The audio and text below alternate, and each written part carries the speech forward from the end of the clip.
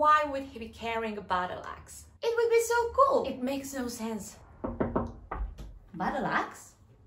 Are you bringing Battle Axe Nami back? No, battle axe Luffy. Why would Luffy be carrying an axe? Thank you. Anyway, sorry to interrupt. I just wanted to make sure you haven't killed each other yet. I was also thinking of ordering in. Are you guys hungry? Yes! Lynch? I'm good. Well, actually, I might need some more booze. Wait, did you drink all that? Because I checked on you 2 hours ago and that bottle was full. That can't be healthy. You know what's not healthy? Spending 72 hours in this room with this exasperating brain-dead Jigglypuff, surrounded by rabbit poop, and trying to work on this goddamn film while not committing capital murder because nothing that she says makes any goddamn sense. Yeah, I'm gonna leave you alone. Wait, can we show you what we got so far? I'm so gonna regret this, but sure. Cool. So the movie's gonna be called Film Gold, and it will be set up by a previous TV special, Heart of Gold. Oh, so the movie's like a continuation of that? Nope, pretty much unrelated. But at the end of the special, Nami will steal some invitations to the place where the movie's gonna happen so that the movie can happen. Okay. Well, this way we hype up the movie and we cash in it twice. Toy does like money. Yeah, so the Straw Hats have invites for this place called Gran Tesoro, which is a Las Vegas kind of city within a massive ship. And it's owned by this guy, not sketchy at all, Gil Tesoro. So the movie starts with a questionable musical performance by Tesoro and this girl Karina. And the place is over the top. The stage is made of gold, the microphone is golden too, and they are surrounded by streams of liquid gold. Like, so much gold. That's the name of the movie. Subtlety at its finest. Then we see the Straw Hats sailing in, and all of a sudden gold dust starts raining on them. Instantly making Nami's panties drop. Ew. Brooke would have picked them up no problem. Ew. I was speaking figuratively, but that would have been hilarious. So, while sailing in, they are attacked by the Long Long pirates. Long pirates. What's so long about them? They're a captain's head. Which one? Okay, you two need to tone it down. As I was saying before I was so grossly interrupted, they attacked the Sunny because they want the Straw Hats' money. Wait, there's literal gold raining on them and they choose to confront another pirate crew for their money? Yeah, it doesn't make much sense when you put it like that, but we wanted a little wacky fight scene so that each Straw Hat can show off their moves while their names are slapped on screen. You'd think after 12 movies and 7 million episodes the main characters wouldn't need a roll call, but sure. Let's do that, why not? So what happens to the Long pirates then? They're encased in gold by Tesoro himself, so... Death by gold. Okay, that kind of reminds me of Viserys' death in Game of Thrones. So they're given a little tour of the place, and Nami's like, oh my god, so much gold, I'm gonna steal it all.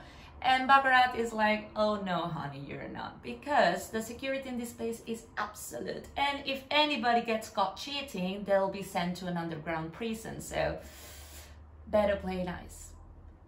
Right, Mama? Very interesting exposition. I wonder if that's gonna come up later. And then they are approached by some kids selling highly overpriced flowers, saying that they need to sell them in order to buy their freedom. But Baccarat quickly chases them away, and she takes the Straw Hats to the casino.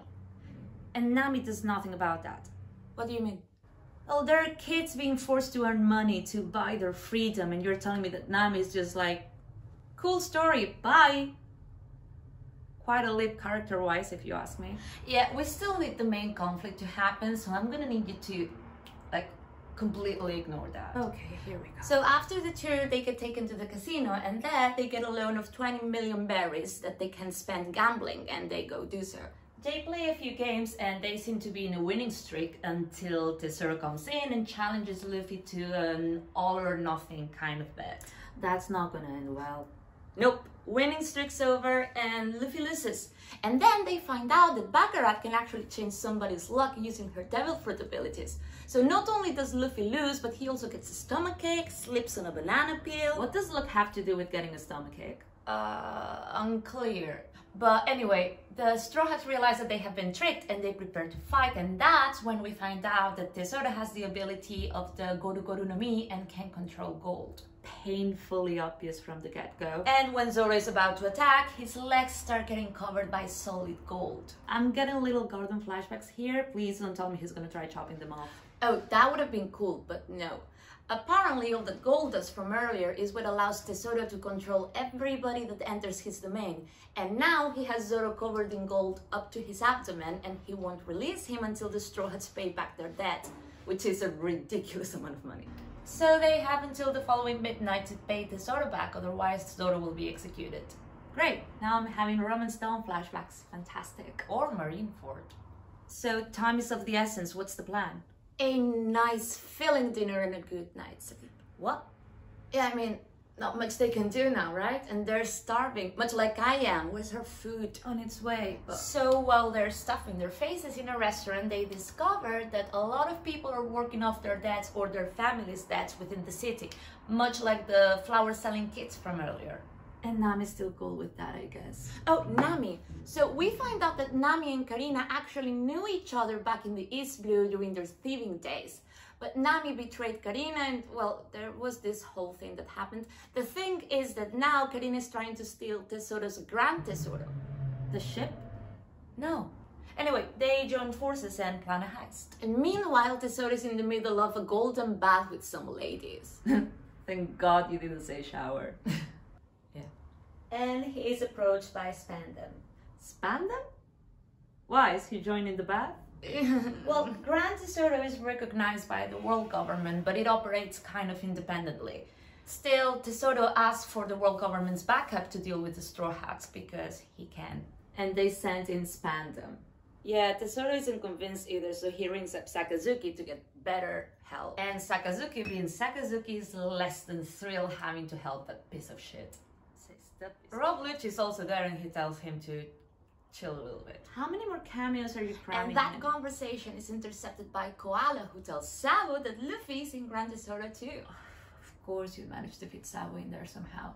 But wait, if Sabo is in here and he remembers Luffy, does this mean this happens after Dressrosa? Yeah, we even mentioned Minko's downfall. Yeah, but the crew split up during Dressrosa, so how is this movie even happening with the whole crew together? Like, where are Law and Kinemon? Yeah, if you think about the whole thing too much, it all falls apart, so I'm gonna need you to take a pinch of salt and choke on it. That's not how the saying goes. Look, it's a movie. We need the whole crew to make it work, so fuck the timeline. Oh, fuck the timeline. Do you work on Zelda games too? Because that would explain a lot. Hilarious. Now, moving on. Heist time, which I'm going to skip all the way through to the end because I don't have the energy to go through the whole thing. So if you want to actually see their fuckeries, just watch the movie. I don't care. Anyway, the thing is, Luffy and Frankie somehow end up in the underground prison that we were talking about earlier, and the rest of the group end up in front of Zoro's execution site, where Tesoro is standing next to Karina. So Zoro is about to be executed, but then the power goes out and the fountains that were spraying gold now start spraying seawater. Then Nami reveals that the joke is on him because Karina was on their side all along. And I'm confused. What's with the seawater shower anyway? Well, now thanks to all that seawater, all the gold dust that helped Tesoro control the city is gone and everybody is free. Like you. Yeah, right, that's on me. But still, the Karina thing happened so quickly, I honestly didn't have time to feel betrayed or shocked or give a single damn. Yeah, don't blame your emotional impairment on us. And now we were thinking of slapping in a little flashback for Tesoro. Oh, so you're gonna make us empathize with the villain knowing his backstory. That's what we were going for, but honestly, I think we lost our point along the way. What did you write? Well, you know the movie starts with a musical performance, right? By Tesoro singing and all that jazz. Well, he always wanted to be a superstar ever since he was a kid, but his family was poor, so he turned to crime. But then he met a girl in a human shop named Stella and he fell in love with her. And he vowed to make enough money someday to buy her freedom. But a Tenryubito beats him to it, so Stella is gone. And somehow he's enslaved too. Don't ask me how that happens, but it does. And later on, he manages to escape during Fisher Tiger's revolution.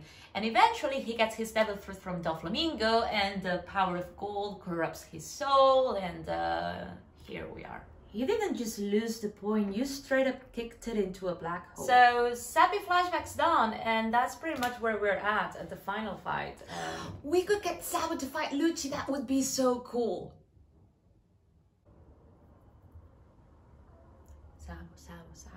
Sabo, it's like a never-ending fucking story, honestly. Please tell me you ordered booze. For you and me both.